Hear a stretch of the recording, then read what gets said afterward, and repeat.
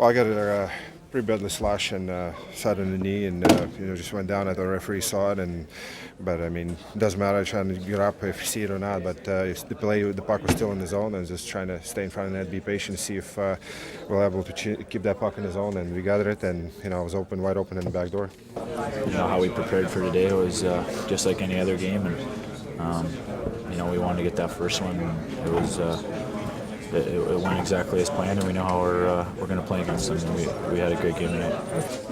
Just got to put this one behind us. We got, it's going to be a long series. We know that, and we're just going to stick to our game plan, and hopefully it works out for us.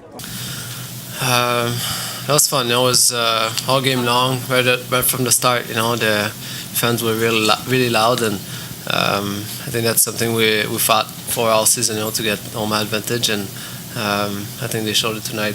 Why it's so important to get it. Yeah, I think right off the hop, Brooks Orpik set the tone and certainly laid a big hit. And we had a number of times in the first where we were physical throughout the game, and I thought it was, they did come out and get 8 to 10 shots right off the hop.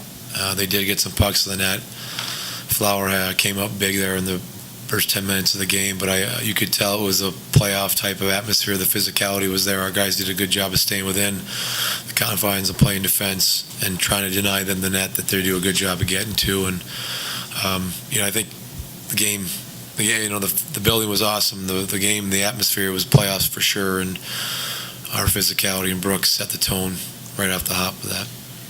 Well, Penguin fans, you couldn't have asked for a more exciting or a more pleasing Game 1 of this Stanley Cup playoff season. A 3-0 victory over the Tampa Bay Lightning gives the Penguins a 1-0 series lead in the Eastern Conference quarterfinal. And if anybody saw this type of domination coming, if you can call it domination, certainly it was well-played hockey. I wasn't one of them.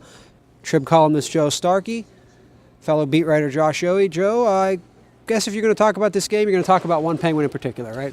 Certainly at the beginning, you're going to talk about Marc-Andre Fleury. I know I spoke with R.J. Umberger, Plum native, before this series, and he figured Tampa Bay's game plan would be what everybody tries to do against Fleury, especially this time of year, which is get to the net, try and rattle him, try and be physical with him. And you could tell that's what Ryan Malone, among many others, was trying to do with Fleury.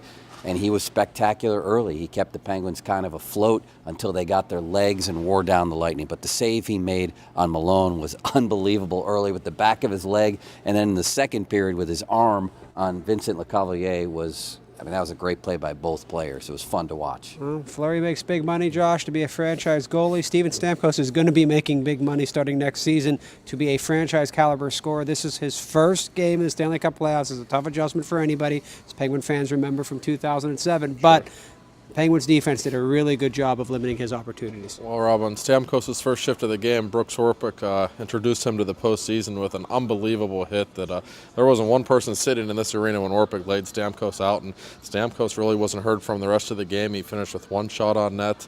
You really didn't notice him until late in the third period, and he looked like a guy playing in his first playoff game. And here's a concern for Tampa. He entered this game with only 4 goals in his past 21 games. This guy is in a bad slump. He looks like a tired hockey player to me.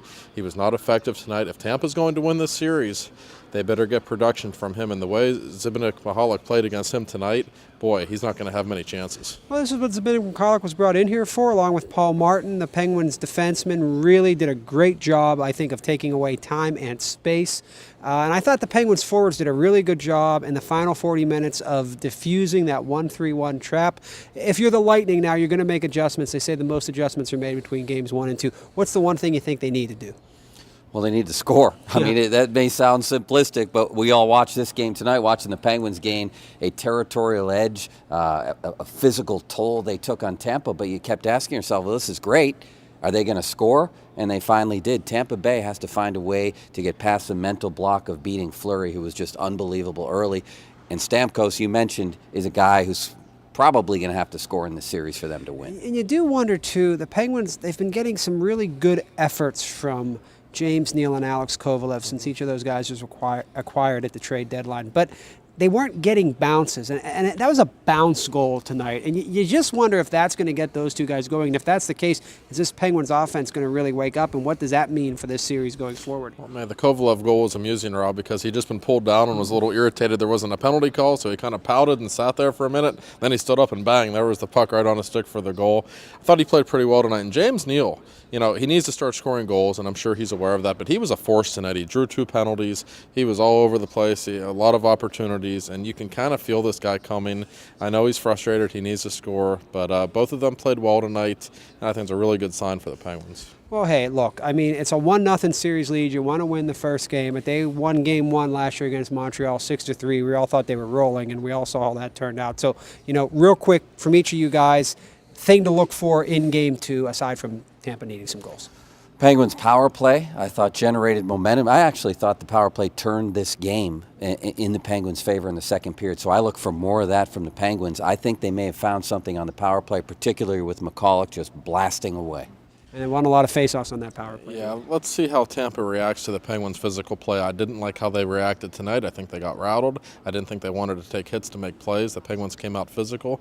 Tampa better find a way to deal with that in a hurry, because if they don't, this will not be a long series. Well, I think it is going to be a long series, but I'll tell you what, if Brooks Orpik comes out and sets a tone like he did tonight, it's going to be a real tough series for Tampa Bay. You're going to want to stay tuned to Trib Total Media's website for the best Penguins coverage, including a new video every day during the Stanley Cup playoffs. Tomorrow, I'm going to be talking with a Tampa Tribune writer about what we're looking for from the practices. So you're going to want to keep reading, you're going to want to keep watching, and Bob Fryer, may you rest in peace. I can say we are all better for having known and worked with you.